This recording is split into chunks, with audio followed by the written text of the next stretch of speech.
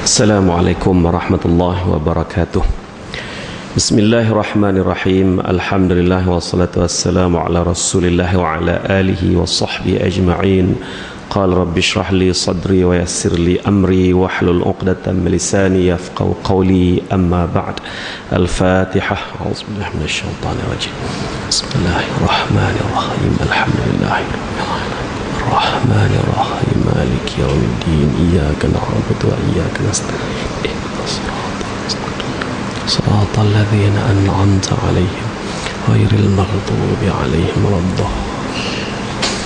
Alhamdulillah, Tuan Imam Ustaz Abdul Razak dan juga seluruh ahli kuasa masjid, muslimin muslimat yang dirahmati Allah, alhamdulillah kita mengucapkan syukur kehadrat ilahi di atas segala nikmatnya, dan juga kita mohon berlindung daripada segala keburukan dan juga kejahatan di dunia ini, dan insya-Allah kita akan sentiasa berada dalam keselamatan dan juga kerahmatan serta inayah. Banyak sekali istilah yang Allah Subhanahu wa taala gunakan untuk kita mohon perlindungan kepadanya. Kita mohon riayahnya, kita mohon inayahnya, kita mohon rahmah barakahnya. Jadi sebab itu dalam hidup kita ni kita tidak boleh lari daripada mendoakan satu sama lain. Kalau hamba duduk di tanah Arak dulu, di Mesir dulu, memang orang Mesir ni terkenal dengan doa. Siapa ke dia nak elakkan daripada kereta dia ni, kereta baru beli, nak elakkan daripada orang letak kaki ke, orang cium kereta dia ke, dia tulis di bumper tu, haza min fadli rabbi. Jadi orang pun tak letak kaki atas kereta dia tu. Jadi tu berdoa sangatlah. Tapi dalam bab berdoa ni kita ni hilang. Dalam masyarakat Melayu ni kita ni hilang.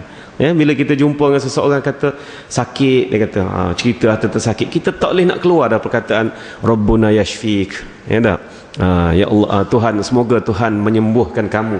Tuhan tu Allah lah, tapi kalau kita nak terjemah secara baik, tak salah. Rabbuna tu, Rabbu tu kita sebut pada Tuhan, kita sebut Allah terus, itu lagi baik. Jadi semoga Allah menyembuhkan kamu. Rabbuna yashfik. Kalau dengan orang Arab lu kita kata apa khabar, ada kata ana marid ataupun ana fi sada' kan, misalnya kita kata maknanya sakit kepala, oh Rabbuna yashfik. Kita tak ada benda tu. Kita duduk dia habis-habis nalai orang kata apa, tak apalah, makan ubat dah. Itulah. Tu makan ubat dah ni bukan jenis doa. Dah. Bukan jenis tanya khabar pun tak juga. Jadi apa salahnya kita ni mendoakan satu sama lain ni, insya-Allah. Jadi kita sambung baliklah bicara kita berkenaan dengan Rasulullah SAW ini, yang tidak habis kita cedok, tidak habis kita gali. Selagi mana hayat Rasulullah SAW ini kita bicarakan, manfaatnya kita akan dapat, insya-Allah. Jadi tuan-tuan, pada malam ni kita cuba tengok bab yang ke-6 dalam Asy-Syama'ilul Muhammadiyah, muka surat 48 dalam kitab yang kita gunakan ini. Bagus juga kita guna kitab ni, kerana kitab ni merupakan suatu satu nota ataupun suntingan lah daripada teks asal yang telah dibicarakan oleh almarhum Syekh Muhammad Zakaria, disusun pula oleh muridnya Mufti Ahmad Ibrahim Bimat. Mufti Ahmad ni nama dia Mufti, bukan dia Tok Peti dah. Jadi orang tanya pula, ni Mufti mana ni, kata nama dia Mufti. Jadi moleknya kitab ni sebab telah ada huraiannya, jadi hamba pun mudah jugalah ceritanya. Baik, bab yang ke-6 kita pada malam ini, penggunaan pencelup untuk menyemir rambut Rasulullah sallallahu alaihi wasallam. Bagi setengah orang zaman ni dia kata duk cara gapo gak benda-benda lagu ni, tidak tuan-tuan, ada rahsianya. Nanti kita cerita rahsia dia. Kenapa siapa kata Rasulullah ni menggunakan pewarna rambut. Baik, terdapat pelbagai hadis yang berbeza mengenai tajuk ini. Penggunaan pencelup mempunyai bukti melalui beberapa hadis tertentu, tetapi tidak daripada hadis yang lain. Maknanya ada hadis yang sebut, ada hadis yang tidak sebut pasal penggunaan pencelup rambut ni ataupun pewarna rambut ni. Atas alasan ini jugalah ulama berbeza pendapat mengenainya. Apakah boleh atau tidak boleh menggunakan pencelup? Kita kena ingat bahawa dalam tindak tanduk Rasulullah itulah lahirnya hukum hakam. Bila Rasulullah wafat, sahabat-sahabat kehilangan. Kehilangan apa tu? Tak habis hayat tu. Kehilangan mufti agung. Masa Rasulullah hidup tak ada kemuskilan langsung. Ada je soal hukum, pergi tanya Rasulullah, macam mana hal ini? macam mana hal begitu, hal begini. Maka Rasulullah buat keluar hukum, habis muktamad. Tak ada lah pula para sahabat ni nasnya dari mana Rasulullah, tak ada. Sebab Rasulullah tu sendiri dah adalah nas dan dalilnya. Ya? Jadi bila Rasulullah wafat, habis. Benda tu tak ada lagi. Tak ada lagi hukum-hukum yang muktamad keluar daripada mulut Rasulullah. Ya? Bahkan Rasulullah memperingatkan supaya kita ni banyak memerhatikan tindak tanduk dia. Bukannya banyak bertanya. Sebab apa? Ya? Makna bila Rasulullah kata begitu, bukan Rasulullah tak bagi tanya. Boleh tanya, cuma kalau dah terlalu banyak tanya, maka Allah Ta'ala akan mendatangkan jawapan-jawapan itu dalam dalil-dalil dan ayat-ayatnya dan sebagainya dalam bentuk wahyu, walaupun bukan ayat Quran, datang pula dalam bentuk hadis kursi dan sebagainya. Itu lebih berat bagi kamu. Tapi kalau kamu tengok je aku buat, kalau kamu tengok je aku buat, tak ada masalah, ikut je. Ya? Baik, dalam keadaan tengok-tengok Nabi buat pun, sudah tentu bila Nabi SAW wafat, kawasan Islam berkembang, terutama pada zaman Umar ibn Khattab, sampai ke kawasan-kawasan Eropah Timur dan sebagainya. Bila zaman Osman bin Affan lagi berkembang sampai ke Uzbekistan dan sebagainya, ya. Sampai ke Austria. Austria tu sampai pada masa pemerintahan Umayyah lagi. Austria tu tuan-tuan, ya. Bahkan Austria ni hampir-hampir nak jadi negara Islam pun. Baik, dalam keadaan itu masalah masyarakat mula berkembang. Masalah orang Macang tak akan sama dengan masalah orang Madinah. Betul tak? Tak sama. Masalah orang Madinah tak akan sama dengan masalah orang Uzbek, orang Austria. Jadi bila datang masalah-masalah ini, nak cari di mana dia punya rujukan dia? Nak cari di mana? Maka kembalilah kepada hidup Rasulullah tadi. Kembali kepada hidup Rasulullah dalam bab sembahyang sebagai contohnya, ya. Kita pada hari ini dalam bab sembahyang, siapa yang boleh jamin dia sembahyang tadi tu sembahyang yang betul-betul mengikut sallu kama raaitumuni usalli. Jangan tengok hamba pun tengah belajar lagi. Hamba tengah belajar tuan-tuan, ya. Jadi kalau kata apa Ustaz Zamri maya lagu tu, kata contohnya. Sedangkan hadis kata begini begitu begini. Tak kena tu. Hamba mengaku. Kalau dah betul tak kena, tegur hamba, ya. Sebab hamba pun tengah belajar, walaupun dalam kalangan sahabat-sahabat hamba ni adalah sama-sama duk buat kursus solat. Hamba pun buat juga di Kuala Lumpur, ya. Buat juga kursus mak solat tu. Tapi hamba royak dah. Apa yang hamba royak ni pada hari ini adalah apa yang hamba tahu setakat ni. Dalam sallu kama raaitumuni usalli. Jangan sembahyanglah kamu seperti mana kamu tengok aku sembahyang, kata Rasulullah. Macam mana? Jadi sebab tu kita kena kaji. Sebab tu bila ada sahabat-sahabat jemput, dia kata, mari tolong, dia kata, mari tolong anak nak buat itu ni apa? Nak buat kursus mak solat ni. Tolong mari jadi apa ni, pembicara ke, facilitator ke. Saya pergi juga. Hamba pergi juga. Pasal apa hamba pergi? Dalam masa sama, hadis yang hamba tak tahu, dia royak. Kita pun, oh macam tu rupanya, lagu tu rupanya, ya. Jadi kita kena ubah lah, kena sanggup ubah. Ni tidak, ya tak? Baca hadis banyak, baca hukum banyak, baca ayat banyak, tapi bab berubah tak berubah-berubah juga, ya. Bukan main lagi duk bahas, ya.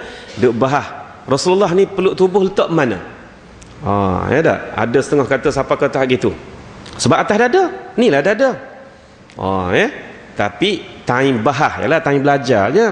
Time semaya, Allahu akbar dekat duk tarik ni. Duk tapu perut pula dah. Duk tapu perut, atas pun ni kecing je. Betul ke Rasulullah peluk tubuh lagu tunya? Jadi sebab itu kita ni sallu kama raaitumuni usalli, sembahyanglah kamu seperti mana aku tengok aku sembahyang. Itu dalam bab semaya. Dalam bab haji, khuzu anni manasikakum, ya. Mendengar satu ceramah musim haji baru ni, musim haji tahun lepas, daripada seorang syekh dari nampak keturunan India lah, keturunan India, tapi dia sudah lama di tanah Arab. Dia ceramah berkenaan dengan bagaimana Rasulullah SAW dalam musim haji yang terakhir pada 10 hijrah tu, haji wada' tu, bagaimana Rasulullah berulang kali menyebut khuzu anni manasikakum, khuzu anni manasikakum. Sebab apa? Rupa-rupanya orang-orang Arab pada masa itu ada yang baru masuk Islam, ya, dan menjadi sahabat lah, dan masuk Islam bersama Rasulullah tu, dia masih duk ingat lagi amalan-amalan haji yang telah dicampur aduk dengan jahiliah. Antaranya apa dia? Kita kena belajar juga bab sejarah tu. Apa dia antaranya? Antaranya ialah berwukuf di Arafah, di Muzdalifah. Dia tak pergi ke Arafah, dia wukuf dekat Muzdalifah. Jadi bila Rasulullah kita nak panggil apa ya? Kerah. Ya, kerah semua pergi ke Arafah. Ada hak nanya, Rasulullah, tidakkah kita selama ni wukuf di Muzdalifah? Maknanya sedangkan tak kena wukuf di Arafah. Jadi bila Nabi kata wukuf di Arafah, ada pula rupanya orang bertanya, adakah Nabi Ibrahim, sebab haji ni asalnya daripada Nabi Ibrahim, wukuf di Arafah kah dulu? Dalam hal inilah Rasulullah ada kalanya mengeraskan suara. Ini berdasarkan ceramah dia, ya? Ceramah Syekh tu tadi. Nabi kata, khuzu anni manasikakum, khuzu anni manasikakum. Nak kerahnya orang Arab tu supaya tukar dia punya tabiat jahiliah tu, yang buat haji tak kena pada ibadah sebenar. Jadi begitulah tuan-tuan peranan mengaji sirah ni, ya. Hamba sebut benda ni berulang kali sebab apa? Sebab nak mendatangkan manfaat, supaya kita sedar manfaat apa kita mengaji sirah, kita mengaji pasal Rasulullah SAW, ya.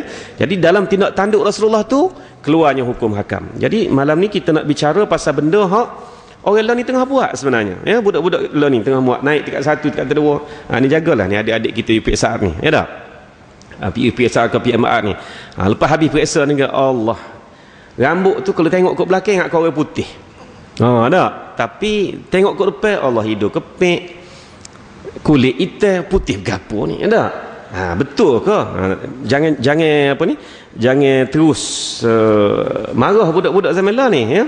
Dia akan balas balik. Sebagai contohnya pakai seluar bawah lutut, dia kata, ikut sunnah apa, kata dia. Ikut sunnah pula seluar bawah lutut, ya. Jadi tuan-tuan, betul Nabi pakai seluar sikat, tapi sikat setakat mana? Inilah peranan kitab Asy-Syama'ilul Muhammadiyah, ya. Jadi sahabat-sahabat dulu bila dah Rasulullah wafat, maka rujukan dia tidak lain tak bukan ialah kembali kepada peribadi Rasulullah. Sibuklah para sahabat ni pergi tanya ummahatul mukminin, isteri-isteri Nabi, bagaimana Nabi buat itu, bagaimana Nabi buat ini, bagaimana gitu begini, sehingga kan Abu Hurairah sendiri dia tanya berkenaan dengan Rasulullah, lagu mana kalau dia buat begini gitu. Jawabnya Aisyah, kana khuluquhul Quran, akhlak dia Quran. Itu dia. Mau nak tahu Rasulullah, mengkajilah Quran. Itulah pribadinya. Al-Quran berjalan, Al-Quran hidup pada diri Rasulullah sallallahu alaihi wasallam. Baik tuan-tuan, sekarang kita nak bicara pasal pencelup ataupun pewarna rambut Rasulullah, ya. Pada pendapat Imam At-Tirmizi rahmatullahi alaih, iaitu pengarang kitab Asy-Syama'ilul Muhammadiyah dan juga Sunan At-Tirmizi ini, bahawa Rasulullah SAW tidak pernah menyemir rambutnya, tak pernah mewarna rambut baginda. Ramai ulama menekankan supaya pencelup digunakan. Ulama-ulama mazhab Hanafiyah berpendapat sama, iaitu memang digunakan. Maknanya Rasulullah ni bila dia dah guna dia punya pewarna rambut, adakah dia guna tadi tu, dia guna sokmo, dia guna selalu, adakah gitu? Guna sokmo, ya. Imam Tirmizi mengatakan, dia kata tak, Rasulullah tidak pakai pencelup rambut tadi, kata dia, ya. Jadi berbeza-bezalah pendapat ulama. Jadi apabila Rasulullah tak pernah buat, maka benda tadi kemungkinan haram dan Rasulullah tak buat, ya tak? Kalau Rasulullah buat, apakah hukum menggunakan pewarna rambut ni? Adakah wajib ataupun sunat? Ataupun kenapa dia warnakan rambut tadi? Inilah membuka pada perbincangan yang lebih menarik tuan-tuan, ya. Perbincangan terperinci dapat dilihat dalam Durrul Mukhtar, ya, dalam satu kitab namanya Durrul Mukhtar. Rasulullah sallallahu alaihi wasallam tidak menggunakan apa-apa jenis pencelup adalah benar kerana telah dinyatakan dalam Sahih Bukhari bahawa uban Rasulullah sallallahu alaihi wasallam tidak melebihi daripada 17 helai di kepala dan janggutnya. Ya, uban Rasulullah ni tuan-tuan. Jadi tak maknanya jenis orang yang, kalau kita kata orang Kelantan ni orang tehel lah, ada jenis tehel tubuh lah, jenis orang tak berubah ni. Jadi uban Rasulullah ketika wafat tak melebihi 20 helai dan sekitar 17 helai sahaja. Itu memang hadis sahih daripada Bukhari. Imam Asy-Syafi'i rahmatullahi alaihi, imam kita, berkata bahawa Rasulullah SAW kadang-kala menggunakan bahan pencelup dan kadang-kala tidak menggunakannya. Kadang-kala dia warnakan rambut dan kadang-kala tidak gunakan. Jadi apa yang Imam Tirmizi sebut bahawa Rasulullah tak menggunakan pewarna rambut ni, sebenarnya maksud dia tak guna dengan selalu, dengan sokmo. Ya. Amba ceramah di macam ni, amba kena perhati perkataan selalu dan sokmo, ya. Sebab duk Kuala Lumpur ni duk selalu, ya tak? Selalu ni Buat selalu lah tak? Selalu. Ni sokmo. Makna maksud selalu di sini, ya. Itu maksud Imam Tirmizi. Maknanya tidaklah kata Rasulullah ni bila dah habis je warna rambut dia apa? Pakai warna lain. Pakai warna baru pula. Tidak begitu maksud Imam Tirmizi. Jadi Imam Syafi'i huraian dia sentiasa menyeluruh. Ini kehebatan Imam Syafi'i, tuan-tuan, ya. Dia melihat rahsia-rahsianya. Dia melihat rahsia-rahsianya. Jadi Rasulullah guna tapi tidaklah sokmo, ya. Dengan itu menyemir rambut adalah sunnah. Sunnah lah sebab Rasulullah tak buat sokmo. Kalau misal kata dah habis kala tu, jadi tes mula rambut Rasulullah, maka Rasulullah pakai kala baru. Itu hampir-hampir jadi wajib, tuan-tuan. Kena kaji balik tu. Sebab dia pakai sokmo, ya. Jadi peribadi Rasulullah diperhati lagu tu. Baik. Jadi oleh kerana dia pakai kadang-kadang, tak pakai kadang-kadang, maka memakainya menjadi sunnah. Tapi nanti dulu jangan duk kata boleh, kata ustaz kata dah boleh. Warna gapo? Lama ada dia bubuh warna sinar, warna hijau, warna biru, warna merah. Nanti dulu color dia tu ada. Bahan-bahan pun disebut dalam hadis ni lepas ni, ya. Itu dia. Dengan itu menyemir rambut ataupun mewarnakan rambut adalah sunnah. Namun begitu penggunaan bahan pencelup hitam adalah haram mengikut jumhur ulama. Ya. Menurut ulama Hanafiyah menyemir rambut adalah mustahab. Mustahab, apa maksud mustahab? Mustahab maknanya sunat juga. Dan penggunaan bahan pencelup hitam adalah makruh, iaitu dibenci Allah. Ya. Jadi di sisi mazhab Syafi'i adalah haram mewarnakan rambut dengan color hitam. Okey. Bagi sisi mazhab Hanafiyah pula dia kata tidak haram tapi makruh. Tuan-tuan, mazhab Hanafi ni kita jangan cepat kata makruh je Hanafi. Syafi'i haram. Baik. Jangan cepat kita kata makruh jah. Perkataan jah tu kena buat. Sebab orang Kelantan kita ni banyak sangat duk jah tu, ya tak? Sunat jah, jangan buat jah. Sunat apa duk jahnya? Kena buatlah, ya. Baik. Mazhab Hanafi, dia makruh dia ada dua peringkat. Dia panggil karahiyatut tahrim, karahiyatut tanzih. Tanzihiyah, ya, tanzih. Apa maksud karahiyatut tahrim? Kalau dalam mazhab Syafi'i kita ni ada satu istilah je, iaitu makruh. Makan bawang apa hukum? Makruh. Makan wudu apa hukum? Ya, secara majmu'nya lah makruh, ya. Baik. Apa dia lagi? Hak makruh. Rokok lah. Rokok hukum sekarang, hukum terkini haram, ya. Sebab memang majlis fatwa pun dah keluarkan fatwa haram, ya. Sebab racun dalam tu. Ya, racun dalam tu. Sekarang ni katalah hamba tidak ambil lah hukum haram, tak ambil hukum asas ni makruh, sama makruh. Okay? Rokok pun makruh. Makan peta jering bawai pun makruh. Kita tengok dalam rokok ni makruh macam mana. Makruh tu tadi tu membawa kepada penyakit dah. Ke peta jering tak bawa penyakit. Jadi sebab itu dalam mazhab Hanafi dia ada karahiyatut tahrim. Makruh yang membawa kepada pengharaman. Makna makruh yang paling tak patut kita dekati. Karahiyatut tanzih ni makan bawai tu. Makna makruh kerana kih bawang, kih bau dia tu je. Bukan kerana mudarat dia. Tapi bila kita kaji hukum ni memang berkembang, tuan-tuan. Kalau nak kata rokok ni makruh, kalau zaman dululah, ya, tuk-tuk saudara hamba tu orang nenek terbakar belaka, ya tak? Tahu sangatlah. Ni zaman dulu punya cerita. Dia terbakar tadi tu dia kering sendiri, dia kerak sendiri, dia cicir sendiri, daun rokok pun dia cari sendiri. Hak macam ni memang makruh. Sebab tak ada mudarat pada situ. Tak banyak kalau mudarat pun. Tapi rokok zaman law ni, tuan-tuan tahu sendirilah, ya. Kajian menunjukkan bahawa banyaknya bertambah sebab itulah, ya, haram.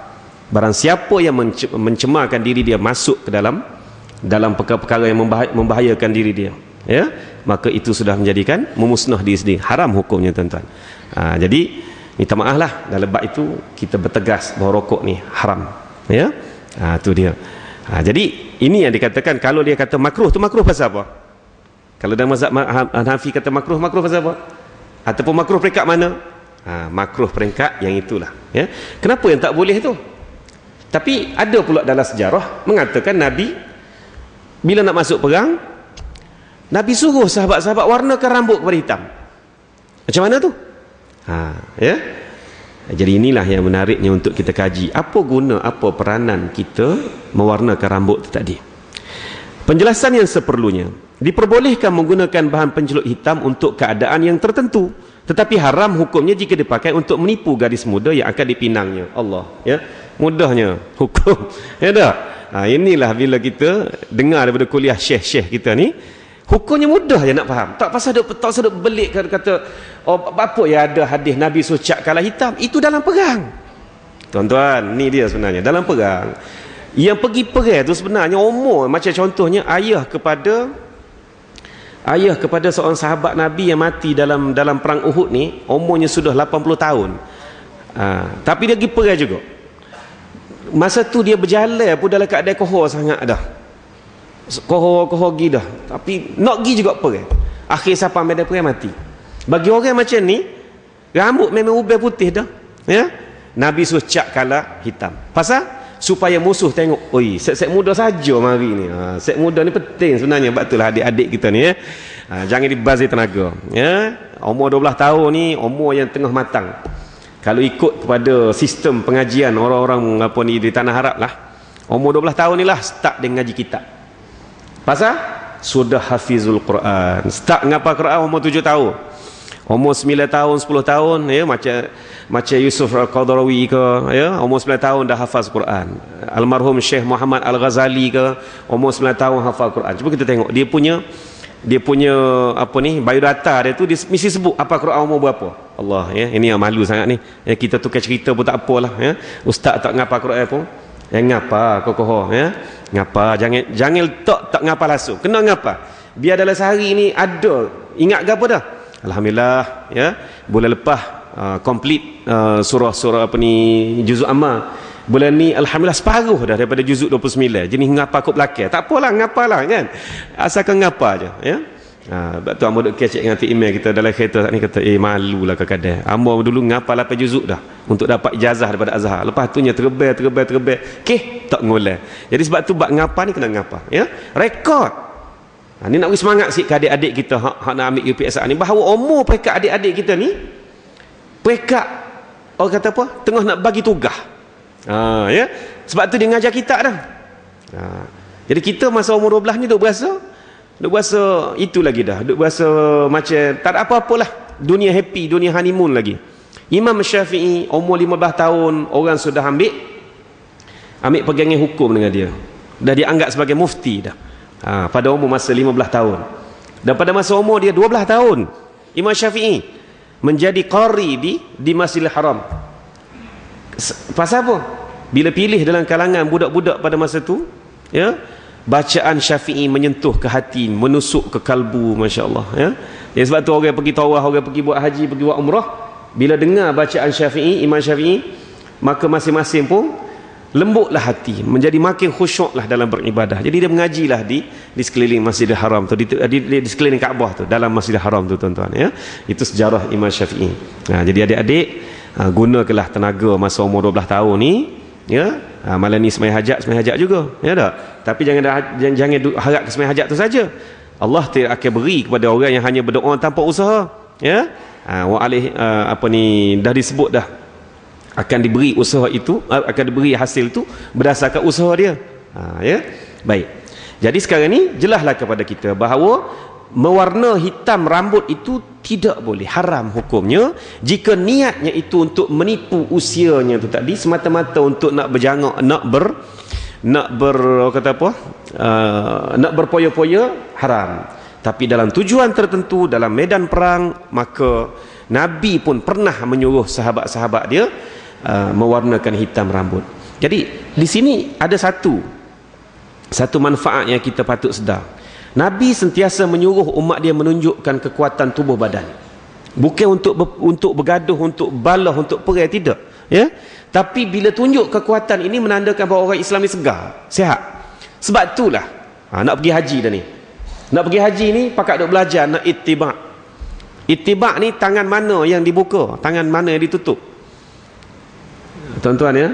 Dalam kita duk tawaf, duk sa'i tu, ada orang buka tangan kiri, tutup tangan kanan, tukar Itu lumrah, banyak dikelihatan di Masjid Haram. Kadang-kadang nak suka, tapi jangan suka kat orang, lama kena kita balik, ya. Kalau nak tegur lah, ya, terbalik. Sepatutnya tangan kanan buka, tangan kiri tutup. Tu dia panggil ittiba'.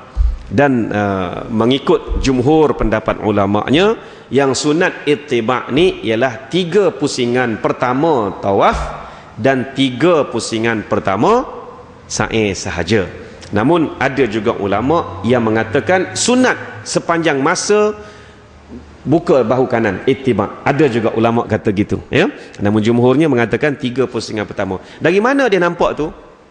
Dari mana hukum ni dibincangkan? Asalnya ialah apabila Nabi membawa para sahabat untuk pergi umratul qada pada tahun ke-6 Hijrah, masuklah Nabi dengan berpakaian ihram. Bagi lelaki ni hanya 2 helai kain yang tidak berjahit dan bercantum.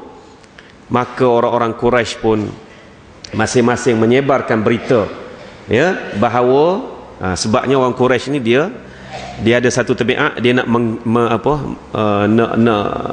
nak nganying lah, nak main kepada orang-orang hak mari ni. Dia ada uniform tawaf dia, uniform ihram dia. Tak sempat, tak dare nak sewa uniform ni, telanjai lah tawaf. Tak boleh nak tawaf dalam keadaan berpakaian biasa. Tak ada. Yang kata tak boleh nak ambil, mu tak boleh buat sendiri pula pakaian ni. Dia menego pula situ. Menego dalam bab ibadah ni pula, ya. Jadi Nabi SAW dia mari, dia berkeras, sebab hukum hakam haji ni sudah bermula daripada tahun ke-5 Hijrah lagi, iaitu ketika tak jadi nak masuk buat umrah. Ketika itulah bermulanya hukum hakam haji, ya. Tahun ke-6 Hijrah tambah lagi hukum hakam bab haji ni, bila Rasulullah mari dengan berpakaian kain ihram, kain putih pula dengan 2 helai kain tak berjahit bercantum tu. Maka orang Quraisy kata apa? Puak-puak ni dia selimut tubuh dia tu pasal nak tutup tubuh dia yang kena kurat. Yang kena kurat. Sebab di Madinah ni sebelum Nabi hijrah, ya, Yasrib ni terkenal sebagai tempat pembiakan penyakit, tempat wabak penyakit. Itulah Yasrib yang dikenali. Okey. Jadi dia mau pakat sebar berita, Jibril mari bisik ke Nabi, royak keadaan orang Quraisy ni memperli umat Islam ni tadi, mengatakan bahawa umat Islam ni dalam keadaan lemah tubuhnya. Maklumlah, berjalan jauh 2 minggu baru sampai Mekah Madinah ni 2 minggu. Itu menggunakan kuasa unta, bukan kuasa kuda. Ada? Sekarang ni Quraisy semua kuasa kuda, ya. Kuasa unta 2 minggu baru sampai. Nabi berhijrah hampir 1 bulan, 3 minggu lebih. Sebab Nabi terpaksa banyak kona kat ni, ya. Rut hijrah tu. Baik. Jadi bila Jibril sapa je berita tu, maka Nabi pun terus buka tangan kanan dia, bermakai kain ihram secara ittiba'. Sahabat-sahabat pun tak ada bahas apa, ikut. Apa yang Nabi buat, sahabat terus ikut, ya. Lepas pada tu, bukan setakat Nabi SAW ni buka tubuh nak tunjuk bahawa tak ada kurat pun bahu masing-masing. Nabi suruh berlari-lari anak pula pada 3 keliling pertama tawaf. Sebab itulah berlari-lari anak lah kita kalaulah boleh. Tapi musim haji tak sahlah nak ramal ketika tawaf 3 pusingan pertama tu, tak bolehnya. Ya, bahkan kalau kita ramal di situ memudaratkan orang lain pula, ya dah. Janganlah mentah kalau kita nak buat sunnah ni tadi, maka kita pun tak kira aku nak berlari juga. Ada tuan-tuan, ya. Ada yang jenis berlari-lari anak, tapi dia ambil bab berlari-lari anak tu saja, dia tak faham bahawasanya bahu tak boleh lari pada Kaabah. Maka dia pun lari kona kiri. Tak sah tawaf dia. Pasal ketika dia kona kat ni bahu pergi Taqiyamil, kona kat ni bahu pergi ke Syria pula. Ya tak? Bukan pergi ke arah Kaabah tu. Jadi dalam keadaan, kalau misalnya contoh tuan-tuan duduk di Mekah sekarang ni, ramai sahabat amal duduk atas gambar, ya, sahabat amal duduk Mekah, duduk atas gambar. Tengok dia kata Kaabah dalam keadaan sekarang tak ada orang. Australia tu nak pergi, nak mana? Kita tak ada rezeki nak berada di sana pada masa ni, tak boleh ke tak? Kalau dalam keadaan sekarang ni tuan-tuan pergi tawaf, orang tak ada di tawaf tu, memang tuan-tuan sunat sangat nah berlari-lari anak ketika 3 pusingan pertama tawaf. Tak kira lah tawaf umrah ke ataupun tawaf sunat ke. Sunat maknanya kita disunnahkan ramal ketika itu, dan kita boleh buat benda yang Rasulullah buat dengan tujuan nak menunjukkan kekuatan tadi tu. Maknanya Rasulullah memang suruh kita ni tunjuk kekuatan khasnya kepada orang-orang kafir tu. Sebab itulah tuan-tuan, dalam bab ibadah ni, ya, dalam bab ibadah ni jangan kita lemah dalam bab ibadah ni. Ya. Imam Syafi'i kata apa? Kalau kita berlari-lari dari katalah sapa-sapa di pagar tu, Tok Imam tengah ada Allahu Akbar, kita pun berlari. Honggar, sapa dekat sah, duk usalli. Rehat dulu. So rehat dulu. Sebab ibadah dekat itu lemah. Rehat, ambil nafas dulu. Dah terlepas dah Tok Imam tadi. Tok Imam dah habis waladdallin amin. Terlepas dalam pahala sebesar dunia. Seperti mana yang Abdul Rahman bin Auf terlepas tadi, ya. Nah, dalam keadaan itu Imam Syafi'i suruh mengutamakan ketenangan ketika beribadah. Kerana ketenangan tu kuat. Jangan kita beribadah dalam lemah, tuan-tuan, ya.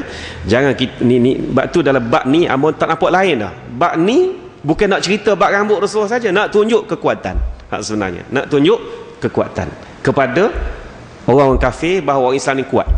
Beribadahnya semangat. Ya. Ni akad takbir, ni katalah nak duduk dalam masjid dah ni. Ni satu pesen lagi. Allah. Tululah nguak habis tu baru akad takbir. Jangan akad takbir dalam nguak.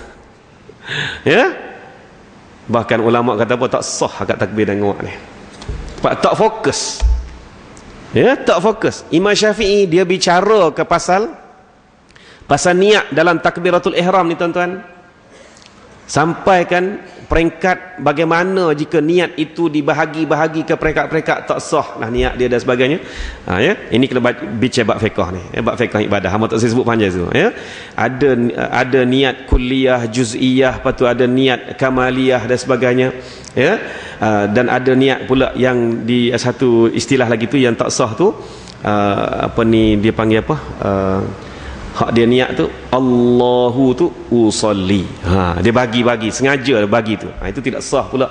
Sampai imam-imam lain kata apa? Allah Syafi'i ni dia kata kuat sangat duk bicara bab apa ni, bab niat ni, ya, merumitkan saja. Ada ulama yang apa nama tak ingatlah, mazhab Hanafi kata tak silap, dia sebelum akad takbir tu dah niat dah. Ya, itu lagi senang dan sebagainya. Itu terpulanglah kepada ijtihadiah masing-masing. Jadi kita ni berpandukan kepada ijtihad Imam Syafi'i. Kita ambil lah apa yang Imam Syafi'i dah perincikan itu. Cuma mana ayatnya bagaimana ulama-ulama ni ambil inspirasi, tu dia, daripada tunjuk kekuatan ini sehinggakan mereka begitu cermat dalam ibadah. Yang kita pula tak cermat dalam ibadah. Inilah tujuan kita mengaji sirah Nabi SAW. Okey. Jadi fahamlah bahawa hukumnya kalau sekadar nak berseronok-seronok, nak menipu orang, nak menipu gadis-gadis ke sebagai contohnya, maka dicat ataupun warnakan rambutnya warna hitam, haram. Tapi kalau nak masuk medan perang, halal, harus. Ya, maknanya bukan halal apa, harus. Kita harus itu. Abu Himsah radhiyallahu anhu meriwayatkan bahawa ataitun Nabiy sallallahu alaihi wasallam ma'abnin li faqala ibnuka hadha faqultu na'am ashhadu bih qala la yujni alayka wala tujna alayh qala wa ra'aitu syaiba ahmar atau kama qala, ya. Ceritanya Abu Himsah meriwayatkan dia bawa anak dia jumpa Rasulullah, ya. Aku beserta anakku telah pergi menemui Rasulullah sallallahu alaihi wasallam. Baginda lalu bertanya, anakmu kah ini? Jadi pertanyaan Nabi tu tanya biasa, macam kita tengok orang bawa budak, ya. Tu imam ada bawa budak tu, anak tu imam ni, tanya tu biasa, ya tak? Tiba-tiba si Abu Himsah ni dia jawab dengan agak berseluruh, ya, aku bersumpah, aku bersaksi, memang anakku sungguh, kata dia.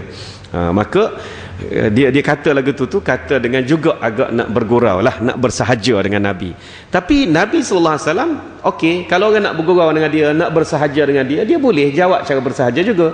Tetapi kata-kata Nabi dalam bab bersahaja tu, dia membawa maksud apa ni, akidah ataupun syariat ni tadi. Dia tak lari pada dua tu. Apa Nabi jawab?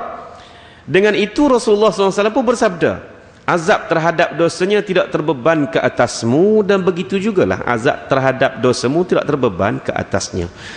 Nabi jawab lagu tu, ya. Dan dia kata, aku bersaksi, ni anak aku sungguh, ataupun aku bersumpah, memang anak aku sungguh. Nabi kata, memanglah dah, walaupun dah mu bersumpah pun, tapi dosamu dia tak tanggung, dosa dia mu tak tanggung. Itu dia. Nabi buat gikot tu pula, ya. Bergurau lah dengan Nabi, tak apa, Nabi balas dengan cara bergurau. Tetapi gurauan dia tu tadi, ya, membawa maksud ibadah dan sebagainya kepada kita. Begitu juga kita bicara sebelum pada ni berkenaan dengan uban Nabi. Ya, ingat lagi tak hadis tu? Abu Bakar dia pergi tunggu Nabi di rumah Nabi, al-maklum sahabat kanan pergi tunggu Nabi di rumah Nabi. Nabi pada masa itu baru nak menyikat rambut dia. Maka ternampaklah uban yang beberapa helai yang tak sampai 20 helai itu tadi. Maka kata Abu Bakar, "Weh, ubah dah mu Rasulullah." Gitulah bahasa kita Kelantan ya. Nabi kata, "Ubah adalah aku ni dengan Hud wa akhawatuha." Apa maksud tu? Kita dah hurah panjang adalah hadis tu sebelum ni ya. Ubah dah aku ni jasa baca surah Hud dengan akhawatnya. Maknanya 5 surah ni Nabi tidak lupa membacanya setiap hari. Hud wa akhawatuha, tengok tu ya. Maka surah yang dimaksudkan dengan Hud wa akhawatuha itu ialah surah Hud, suratul Waqiah, surah Amma Yatasaalun, surah Iza Syams Sukuwirat, dan juga surah-surah ini telah menyebabkan aku tua, kata Nabi. Maknanya Nabi ni dipaham daripada hadis itu memang 5 surah ni Nabi tak tinggal. Nabi jadikan amalan. Apa lagi kita pun dah tahu baca. Jadikan 5 surah ni sebagai surah amalan harian. Nak lebih menarik pasal hidup Nabi ni, cubalah kita kaji pula kenapa 5 surah ni Nabi tak pernah tinggal jadikan harian. Timbul benda ni lah Nabi beri amalan dia, dikutip oleh ulama-ulama menjadi amalan-amalan yang maksur, digelar sebagai doa-doa maksurat. Orang duk tanya maksurat Imam Hasan Al-Banna lah, tak ada benda lain tuan-tuan. Yang maksurat Imam Hasan Al-Banna tu sebahagian daripada doa-doa yang berdalil, zikir-zikir yang berdalil daripada Rasulullah, itu maksud maksurat. Bukan Hasan Al-Banna saja yang buat maksurat. Ya, orang lain pun imam-imam ke syekh-syekh lain ke ada juga buat doa-doa yang diambil daripada hidup Nabi ini. Maka itu juga maksurat.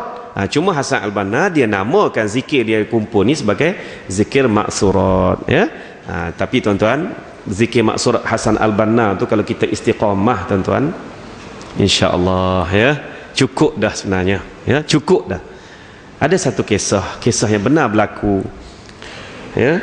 Seorang yang asalnya merupakan seorang kita panggil apa, sami lah kot ya, sami daripada agama lain.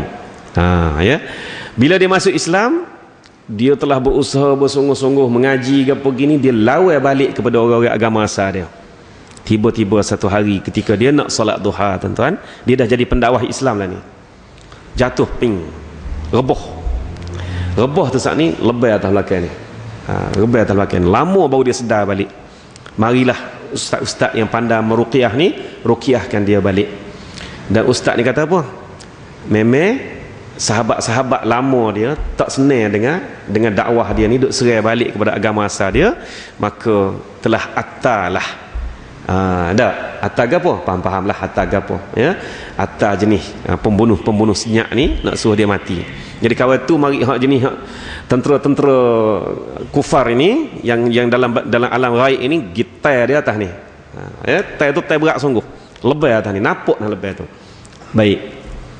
Bila dia sedar nak pulih ingatan, punya lama, barulah dia pulih balik. Ustaz ni dia kata berdasarkan pengalaman dia, kalau kena tai lagu ni, tai kejing lah senang cerita ya. Apa saja malah sebut je ya, tak? Nak supaya faham sendiri. Tai kejing lah. Kalau kena lagu ni, matilah. Kebiasaan orang kena. Memang kena berat sungguh. Tapi dia boleh bertahan walaupun dia hilang ingatan lama juga, dia boleh bertahan. Jadi ustaz ni cerdik. Malalah dia orang pengalaman tak? Ustaz mana tak cerdik? Cerdik belaka tak? Ustaz tanya dia, amalan gapo dia ngamal? Mesti dia ada amalan yang kuat ni. Sebab tu dia boleh bertahan bila setan ataupun jin mari tai dia lagu tu. Dia amalkan maksurat kubra pagi dan petang. Kubra bukan sugra. Pagi dan petang. Tak miss sejak dia masuk Islam. Dan itulah senjatanya. Ya, itu hebatnya doa-doa maksurat ni tadi tuan-tuan ya. Jadi itu mau peringat balik tu hak kita belajar bulan lepas tu ya, bulan puasa 2 bulan maklumlah dah puasa dah raya pula takut terlupa, peringat balik, amalkanlah surah Hud dan juga 5 surah yang bersama-sama dengan Hud ini, yang mana Nabi sebut Hud wa akhawatuha, iaitu Hud wal waqi'ah wal mursalat wa amma yatasaalun wa idza syamsu kuwirat. 5 surah ni. Kalau boleh hafallah 5 surah ni, ya, dan kita jadikan amalan harian kita, ya. Walaupun kita tak ada baca surah lain, maklumlah sibuk kerja, ya. Biarlah surah 5 ni hafal. Hak sedapnya kalau kita ngapa, kita bawa kereta pun kita boleh duk bobel duk baca Quran tu, ya. Tak payah buka muka surat gapo pun, ya dah. Kalau kita ngapa, kalau kita tak ngapa, nak bawa kereta tak boleh lah, jangan baca Quran masa bawa kereta, ya dah. Itu mudarat kat orang lain pula, jangan. Ya. Jadi Rasulullah ni orang bergurang dia balas balik dengan cara pengajaran akidah dan juga syariah. Baik, Abu Himsah berkata, pada masa tersebut aku mendapati setengah daripada rambut Rasulullah berwarna pirang. Syaibul ahmar ni, ya, warna pirang. Jadi apa huraian dia? Nyatalah dari sini bahawa pencelup merah pirang telah digunakan oleh Rasulullah sallallahu alaihi wasallam sebelum kedatangan Islam. Azab dan seksa, yakni denda kerana kesalahan jenayah, boleh dipindahkan kepada satu sama lain. Okey, ini dalam bab kata-kata Nabi terhadap anak dia tu, ya. Baik, jadi sekarang ini pewarna rambut yang Nabi pernah guna mengikut dalil daripada Abu Himsah ini ialah warnanya pirang. Warna pirang, ya, ataupun kemerahan. Dan pewarna ni diambil daripada satu jenis tumbuhan, dan tumbuhan itu daripada dia tidak kekal lama, ya. Dia pakai tu tidak kekal lama. Jadi tujuan untuk mewarnakan rambut ni tadi ialah satunya untuk menguatkan rambut apabila dia sudah uban. Jadi rambut yang dah uban, yang dah putih ni dia tidak begitu kuat. Jadi untuk menguatkan rambut, maka diwarnakanlah dengan warna merah daripada pokok tu tadi, ya.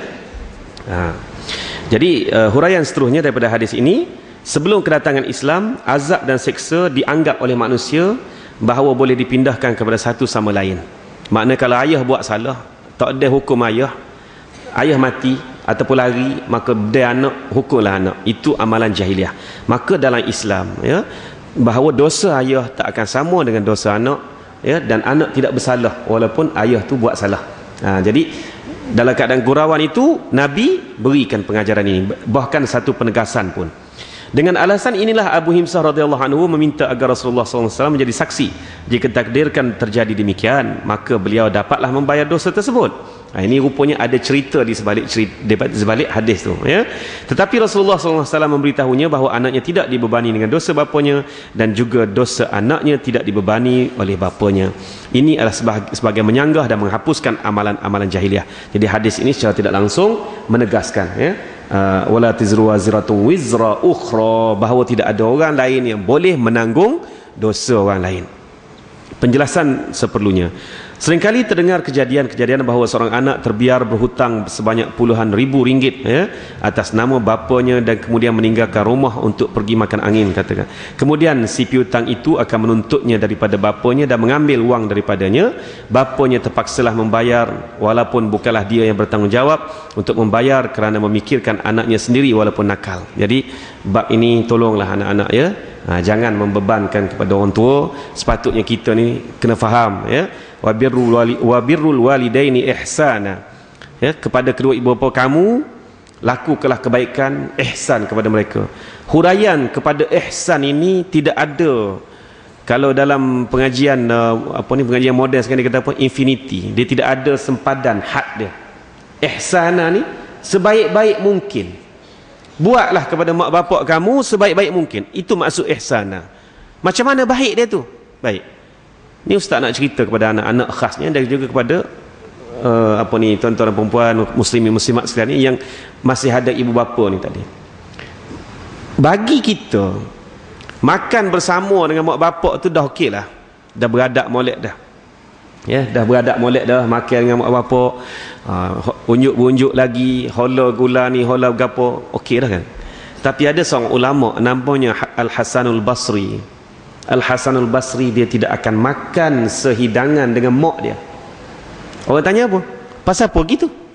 Sebab aku bimbang, takut aku suap dulu pada mak aku sebelum mak aku suap. Jadi bisnesnya biar aku tunggu je dia makan. Dia duduk kat mak dia makan. Ya, ni Hasanul Basri pun cerita. Dia duduk je dekat mak dia makan. Habis mak dia makan, mak dia dah tinggal dah dapat hidangan, barulah dia ambil lebih mak dia makan. Makanlah masa tu. Ya. Pasal apa? Tidak nak terguris hati mak, tidak nak beradab dengan mak. Kalaulah aku ni tersuap dulu, terhabis dulu makan ni sebelum pada mak tak habis makan lagi. Jadi tuan-tuan, ya, cuba bayangkan kalau kita duduk makan dengan mak bapak kita dalam satu hidangan, tu sudah dikira sebagai beradab dah. Okey dah. Tak ada ulama dah kata bahawa ini tak beradab, tak ada dah. Ya. Tetapi bagi Hasan al-Basri tak ada adab lagi. Dia nak supaya mak sudah makan dulu baru dia makan. Jadi kenapa jadi gitu? Sebabnya dia faham, Hasan al-Basri faham, wa birrul walidaini ihsan. Ihsan ni tadi buat sebaik-baik. Mana yang kamu rasa boleh buat baik? Sampai gitu sekali nak memuliakan ibu bapa. Jadi kita pada hari ni, kalau ibu bapa tu duduk jadi seteru, duduk jadi masalah, jadi halangan, nak jadi gapo kita pada hari esok ni, ya? Ini khas Ustaz bercakap kepada anak-anak yang ada pada hari ini dan juga umumnya kepada semua yang bernama anak. Siapa yang tak nama anak kat sini? Semua ada nama anak belaka, ya dah? Termasuk Ustaz yang bercakap sini pun. Okey. Walau bagaimanapun, dosa di antara sesama lain ditanggung sendiri. Tidak ada dosa yang ditanggung oleh orang lain, ya. Budak lelaki yang pergi belajar di sekolah-sekolah selalu membuka akaun di restoran-restoran dan kedai-kedai, dan pemilik restoran dan kedai pun memaksa penjaga budak tersebut membayar harganya. Ini tidak diharuskan, ya. Ini apa ni, berdasarkan huraian Syekh Muhammad Zakaria pada masa dia itulah yang dia nampak lagu tu, ya tak, senarionya. Jadi kita sekarang ni ada tak berlaku, cubalah kita fikir-fikirkan bersama, ya. Jadi kita menghormati huraian dia, kita baca kitab dia, kita baca perhabis lah, ya. Kerana sepatutnya mereka, sebelum mereka membenarkan akaun dibuka, perlulah mendapat izin daripada penjaga-penjaga terlebih dahulu. Bila dah seorang tu dah budak, belum akil wal baligh, tak cari pendapatan sendiri lagi, maka hendaklah seseorang itu dipertanggungjawabkan kepada walinya. Siapa dia? Mak bapak dia. Jadi janganlah seseorang pekedai tu nak ambil untung, kecek budak. Bila budak tak boleh bayar, maka mak pak lah kena bayar. Maka ini tidak diharuskan dalam Islam, ya. Comel kata huraian dia. Tanpa perjanjian manakan boleh mereka disuruh bertanggungjawab terhadapnya. Dengan ini pemilik-pemilik restoran dan kedai-kedai perlulah memperolehi persetujuan penjaga-penjaga murid-murid tersebut terlebih dahulu sebelum akaun dibuka, kerana tanpa persetujuan penjaga-penjaga tidak bertanggungjawab untuk membayarnya, ya. Jadi jangan mempengaruhi budak-budak yang belum akil wal baligh untuk membeli sesuatu, dan bila mereka tak mampu bayar, kita membebankan pula kepada mak bapak mereka, kerana ini tidak diharuskan dalam Islam. Amba rasa walaupun ini huraian dia zaman tahun 60-an dulu, tapi law ni masih valid lagi, ya. Minta je KJL duk mikir nak benar ke tidak budak-budak sekolah ni bawa handphone ke sekolah. Luar pagar sekolah tu sudah ada bangsa apa ni, gerai-gerai menjual handphone. Duk kecek budak-budak ni supaya minat nak beli handphone. Ni balik nak menyusahkan mak pak belakang ni, ya tak? Lepas tu bila KJL tarik balik, tak jadi bui, senyak balik, ya tak? Kalau jadi bui yang merasa, faham lah tu. Mak bapak sakit kepala duk mikir nak beli handphone ke anak-anak. Handphone canggih pula dah. Itu satu contoh tu, bahawa tak boleh sebenarnya kita jual ke budak selagi budak tu tak dapat izin daripada mak bapak dia. Apalagi kita kecek dia, macam paksa dia pula, ya. Tak harus begitu, sebab mereka ini tidak ada tanggungan mereka lagi. Mereka masih ditanggung oleh orang lain lagi. Dalam riwayat yang bersumber daripada Utsman bin Mauhab radhiyallahu anhu dinukilkan seperti berikut. Suila Abu Hurairah hal khadaba Rasulullah sallallahu alaihi wasallam, qala na'am. Ini balik semula kepada perbincangan kita berkenaan dengan warna rambut Rasulullah. Abu Hurairah telah ditanya, apakah Rasulullah SAW pernah mewarnakan rambutnya? Maka beliau menjawab, ya pernah, ya. Mana memang betul. Al-Jahzamah radhiyallahu anha, isteri kepada Bushair bin Al-Qashashiyah, pernah menceritakan bahawa ana ra'aitu Rasulullah sallallahu alaihi wasallam yakhruju min baitihi yanqudu ra'sah wa qad tasala wa bi ra'sihi radghun ataupun rad'un, ya. Dua benda tu, ya. Min jinna'in aw qala radghun syakka fi hadha syekh. Aku melihat Rasulullah SAW keluar dari rumahnya sambil mengibas-ngibaskan rambutnya setelah selesai mandi. Di kepala baginda terdapat bekas daripada daun inai ataupun bekas celupan, ya. Jadi daun inai, ya tuan-tuan, boleh digunakan untuk mewarnakan rambut yang telah putih tadi. Tujuan apa? Nak menguatkan rambut putih ni tadi. Itu saja. Jadi warnanya hak keluar daripada inna tu macam mana? daripada ina tu. Itu jelah yang bolehnya. Ya. Keluar color apa? Color sinar ke? Ada. Kalau keluar color sinar, bolehlah pakai warna sinar. Ya tak? Tapi nak ceritanya color hak keluar daripada hinna ini tak lain tak bukan colornya kemerahan, keperangan. Jadi color tu saja yang boleh, ya. Maka Anas radhiyallahu anhu menambah lagi. Ra'aitu sya'ra Rasulullah sallallahu alaihi wasallam makhduban. Aku telah melihat rambut Rasulullah sallallahu alaihi wasallam dicelupi dengan warna merah. Dan Hammad telah menukilkan daripada Abdullah bin Muhammad ibnu Aqil radhiyallahu anhu telah berkata, ra'aitu sya'ra Rasulullah sallallahu alaihi wasallam inda Anas ibni Malik makhduban. Aku telah melihat Rasulullah sallallahu alaihi wasallam ketika itu berada di rumah Anas bin Malik dan Anas membantu dia, ya, mewarnakan rambut. Jadi tuan-tuan, hukumnya mudah saja. Kalau diwarnakan rambut hitam dengan tujuan nak berpoya-poya, tidak diharuskan, ya, bahkan haram. Tetapi sekiranya ada tujuan untuk menakut-nakutkan musuh, maka harus, ya, boleh. Maka mewarnakan rambut yang telah beruban putih ni pula boleh, harus. Rasulullah pun pernah buat, tetapi menggunakan daripada hinna, ya, iaitu inai lah. Jadi kita di Malaysia pun ada daun inai itu, boleh gunalah daun inai itu. Tetapi kalaulah pewarna-pewarna yang dibeli, ya, pewarna-pewarna yang dibeli, perhatikan betul-betul, bimbang kok-koknya pewarna ni tadi ada apa dia? Ada satu unsur yang membalut rambut tu tadi. Dia laminate rambut tu. Ya. Dia ada suatu jenis apa benda tak tahulah, dia laminate rambut tu. Walaupun mendapat cop halal ke, ya tuan-tuan, bukan daripada JAKIM sekalipun, daripada luar pun ada badan-badan yang dihalalkan, ya, yang JAKIM terima sebagai badan-badan yang associate dengan dia, ya. Mungkin bahan tu halal, betul, maka dapatlah tanda halal. Mungkin dia ambil proses daripada daun inai sungguh ke apa ke. Satu benda hak nak peringat telah berlaku bila dirujuk betul-betul, dia eliminate rambut tu tadi. Bila eliminate rambut, masalah. Apa masalah dia? Bahan tu halal, tapi dia eliminate rambut tu. Apa masalah dia?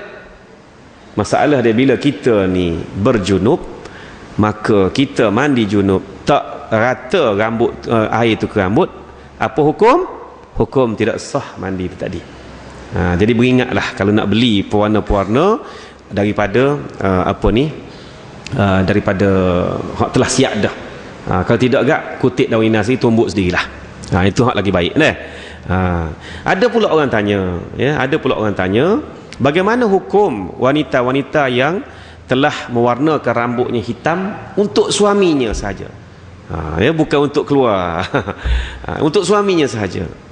Jadi ginilah, dalam bab tu tidak ada hukum muktamad pun, cuma pandangan-pandangan ulama. Ulama mengatakan bahawa berhias untuk suami itu hampir jadi wajib pun hukumnya, ya. Ni balik rumah duk tengok t-shirt lusuh tu lah, blubber-blubber dah tak, dengan kain batik lepas zaman tahun bila tak tahulah, ya. Tu jelah pakai rumah tu lelaki nak tengok pun Allah tak ada muk, ya. Jadi kepada isteri-isteri memang berhias untuk suami itu suatu keperluan, bahkan wajib pun sebenarnya, ya. Jadi sebab itu dalam kes ini kita fahamlah, ya, bagi wanita mewarnakan rambutnya untuk suaminya sahaja tu harus boleh, tapi suami tak boleh mewarnakan rambutnya untuk wanita-wanita di luar pula. Tak boleh, ya. Apalagi kalau dengan niat nak menipu tu tadi. Okey tuan-tuan, begitulah pengajian kita dalam bab mewarnakan rambut Rasulullah sallallahu alaihi wasallam, ya. Baik, dalam pertemuan bulan depan insya-Allah, amba tak panjang sebab kita ada majlis solat hajat lepas ni. Pertemuan bulan depan kita akan bincang pula pasal celak mata, ya. Bagaimana Rasulullah memakai celak mata dia, ya. Adakah bangun pagi pakai celak mata ke apa ke? Jadi semuanya kita akan bincang dalam minggu depan. Intro je pada malam ni, dengan harapan balik ni jangan harap ke kita baca di masjid saja, baca sendiri jugalah, ya. Cuma mau dipahamkan buku kita ni habis stok di Jaafar Awas, apa-apa pun insya-Allah Habib Aziz kita boleh usahakan jugalah. Jadi jika tidak ada aral, doakanlah semoga hamba pun diberi kekuatan untuk balik bertemu dengan tuan-tuan, ya. setiap Khamis malam Jumaat pertama. Dengan itu doakanlah keberkatan dan juga kerahmatan untuk kita bersama. Amin ya rabbal alamin. Kita tutup dengan tasbih kafarah dan juga salatul subhanakallahumma wa bihamdika asyhadu an la ilaha illa anta astaghfiruka. Bismillahirrahmanirrahim. Wabillahi taufiq wal hidayah. Wassalamualaikum warahmatullahi wabarakatuh.